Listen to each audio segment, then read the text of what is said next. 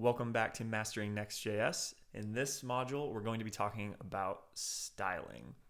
First, we're going to talk about vanilla CSS, how you can import and use that in your applications. Next, we'll move on to Sass. Finally, CSS-in-JS, and then talk about a few different options that you have and how you can implement these styles not only in a mobile first way, but in a responsive way. And we'll also touch on some component libraries that can help you do this easier. So first, let's talk about CSS. As you're probably familiar with CSS, that's how we style the web pages that we build. And to use CSS inside of Next.js, it's really, really easy. There used to be a plugin that you had to install to easily configure CSS, but based on the amount of people that were doing this setup, they have added this experimental feature flag that you can turn on that allows you to just directly import CSS inside your application with future support for CSS modules coming. I opted to just talk about this approach instead of the CSS plugin because I feel this is coming soon and this is the direction we're heading. So to get this configuration set up, Next has a configuration file that you can override to give other parameters or completely take control of the setup. And one of the options is the experimental flags.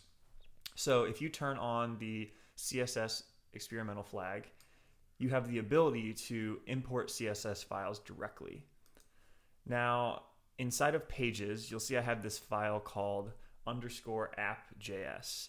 Now, this is a Next.js specific file, and Next uses the app to initialize pages. So you have the ability to override this and control it however you like, which gives you the ability to do things like, keeping a similar layout between page changes or handling state between page changes, custom error handling, putting data, all sorts of things, as well as allowing you to import a global style sheet. So for this example, we're importing the Next app, and we're not even going to override it, but inside of this file, we're going to also just include the global styles. Now, the global styles that we have set up are really simple. It's just one class and then a hover property. And as you can see here on the left, when I hover over this element, the background changes colors. So since we have hot reloading in Next, it's really easy to just see this change. And it makes it really, really easy to work with CSS in Next.js. But now a lot of people love CSS, but they want more functionality added on top, and that's where CSS preprocessors were born. And probably the most prominent example of that is Sass. Sass allows you to do a lot of really cool things.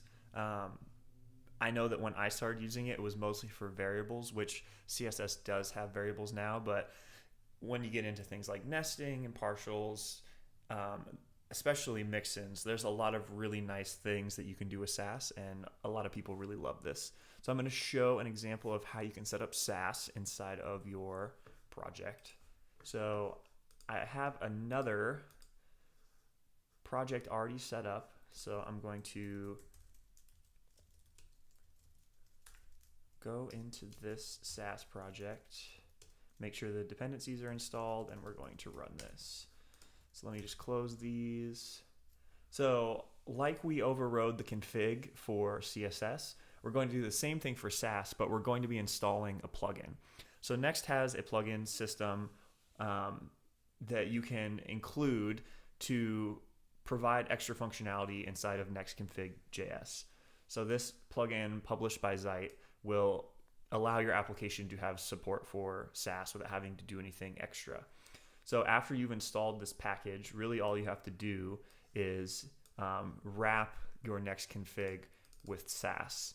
Once you've done this, you now have the ability to import styles on any pages. For example, this is just the index.js, and you'll see it says Sass. The class name is title, and then I'm doing basically the exact same thing as the last example, except I'm using a variable to highlight the functionality of Sass. and you can see it hot reloads in the exact same way.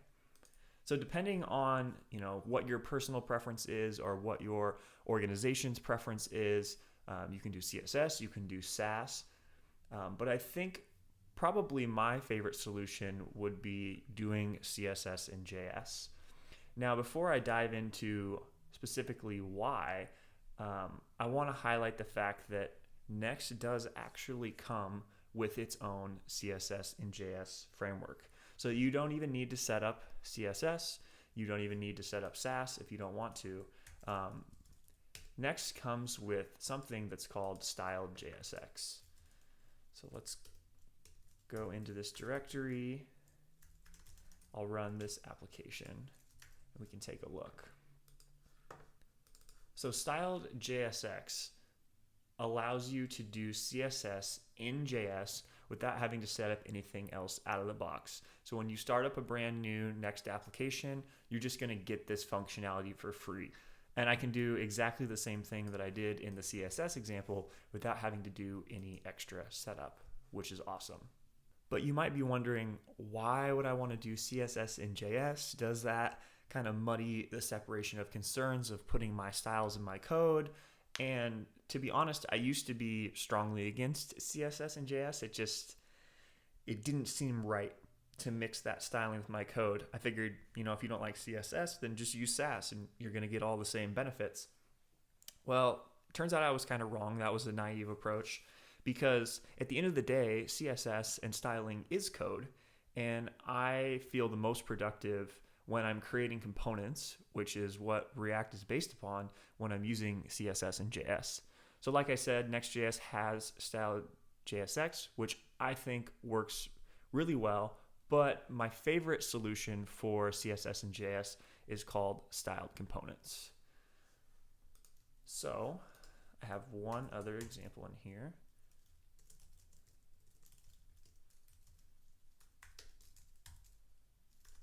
Make sure the dependencies are installed. We can run this one. Okay. First, I'm going to show an example of how style components works, and then I'll talk about how you can configure your application to use styled components. So in this example, I have an index.js file, and it's creating a style component and then exporting it with a children of mastering Next.js. Now, the styled components constructor is going to take in some DOM tag. So h1, p, h5, span, it could be anything here. And then it uses these tag template literals to allow you to put in any CSS inside here that you want. So you can copy paste styles in here and it just works as you would expect. Plus, you have the ability to do more complex options like use JavaScript inside of your CSS to do dynamic styles or use functions. And you also have the ability to theme your application using styled components theme provider. And I'll show an example of that here in a second. But one of the awesome things about styled components is that during the compilation process, styled components takes care of auto prefixing all of the vendor styles for this component. And what I mean by that is, let's say I did display flex on this component,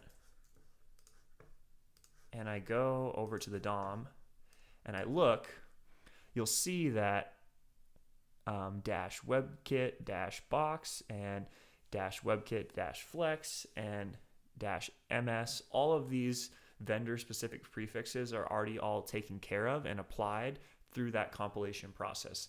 And this has helped save me a couple of times when I forgot to add some cross-browser specific styling, and it just saves you time in the long run, which is really, really nice. Plus, when these files and the CSS gets compiled, you take a look at this. Pages is the name of the file, title is the name of the component, and then there's this unique style components class name. And because of this, having these scope styles, it eliminates global CSS conflicts. So if you've ever worked in a really large, potentially legacy application or just one with massive style sheets, you know that it can get really tricky if you have, a 10,000 line file and there's all these different class names. How do you ensure that you don't have any collisions, or how are you able to safely delete CSS without worrying, oh, was this used somewhere else in the application? And that's a great thing about style components and CSS and JS in general, is that if I decide I don't want to use title anymore, this page is done, and I delete that, it deletes all the associated styles as well, and it just makes it easier to prevent having that tech debt.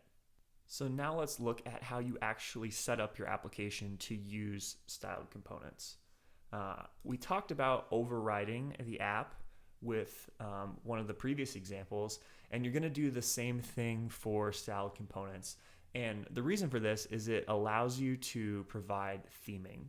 And this may be something that you need, this may not be something that you need, but it's good to show an example so that you know how to do it if that time comes. So let's say that I want to define a base set of colors and font sizes and tokens for my design system, or things that my designers have handed off to me. I can configure that in this theme, pass it in as a theme provider, which wraps the entirety of my application. Because if you remember, this app file is used to initialize pages.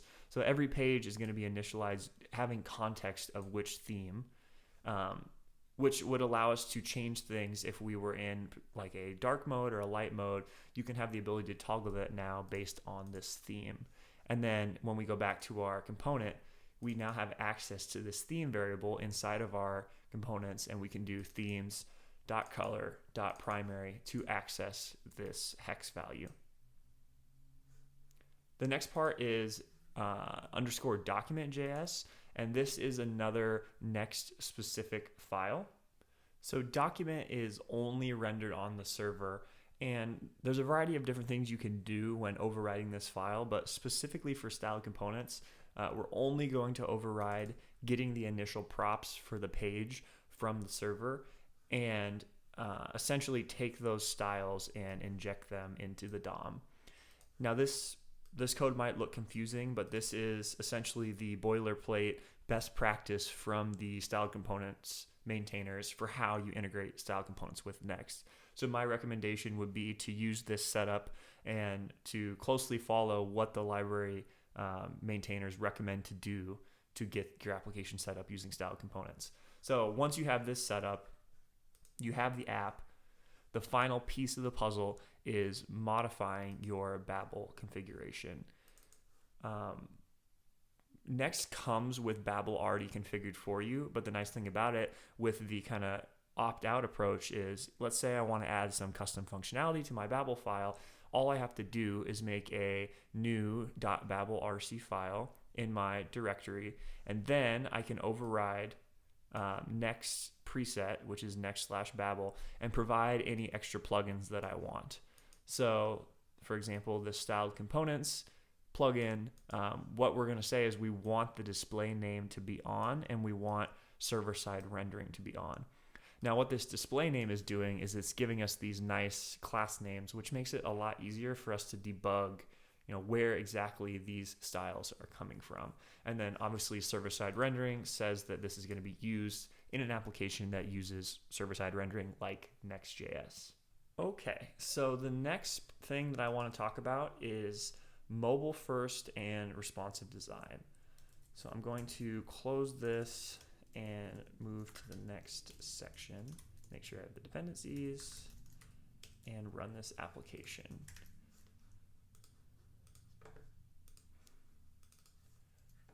So as you're designing applications for the web, more users than ever are coming from mobile devices. And when we're shipping CSS to their device, to their phone, we want the mobile styles to come first so that when the page loads, they're seeing their experience first. We're making the mobile user the first class citizen of our application. Now, what this looks like in CSS is using a media query, but using min width first. So for example, on this article, we're going to say the mobile styles have a font size of 12, max width, margin, and a flex. And those are going to be applied first. But if I'm on the desktop and the width of the page is over 768, then we're going to bump up the font size to 18 pixels. So we can see an example of this right here.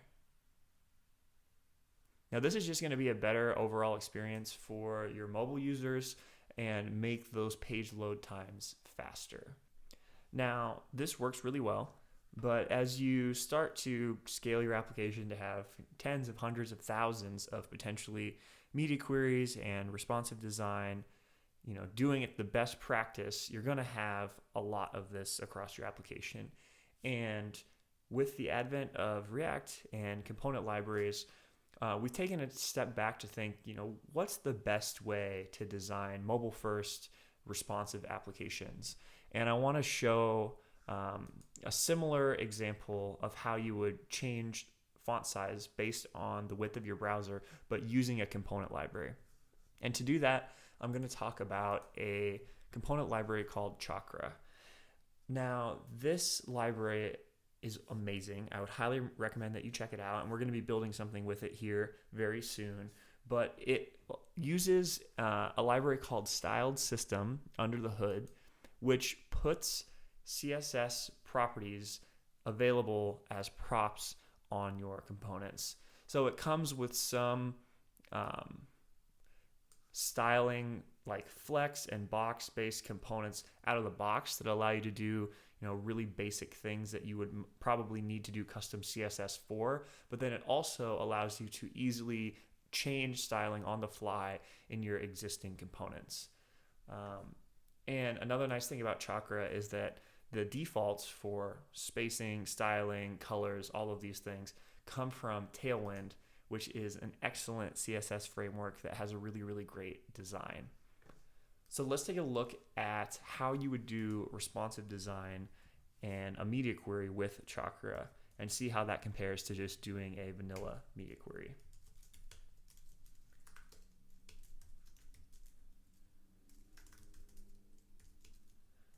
Okay.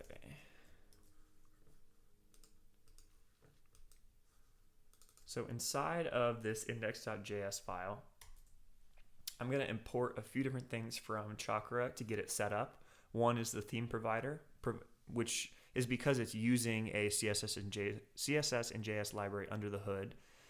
So it's going to populate those theme values to all the components. A CSS reset, which is going to eliminate any browser-specific CSS that gets added.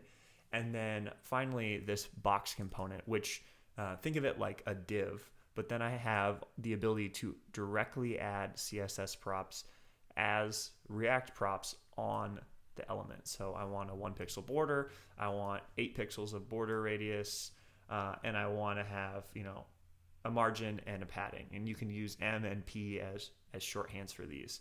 Inside of here, we have a heading component, which is their typography component. And you'll see this syntax of an array. Now, what this is doing is it's saying that on mobile, we want the font size to be extra small. In the medium size of our breakpoint, we want it to be XL. And in the largest size, we want it to be 4XL. So let's take a look at what this looks like.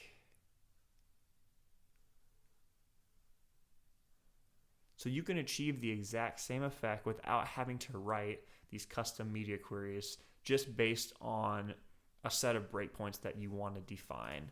Now, if we take a look at the Chakra docs, we can see what those breakpoints are. So they're defined here, and you can basically set these to whatever you want, which is the great thing about the flexibility that this library provides. So this example shows that using component libraries, you can achieve a lot of the same effects of rolling your own and taking a lot of the boilerplate out of the solution. One note, to install Chakra, here are the libraries that you need. Again, this code will be included, so you can just directly pull this down and run this yourself, but I just figured I would mention that. All right, so with that wraps up our lesson on styling with Next.js. You now know how to use CSS, Sass, CSS-in-JS, inside of your Next.js applications to provide styles and create a beautiful user interface. So thanks for tuning in, and stay tuned for the next episode. Cheers.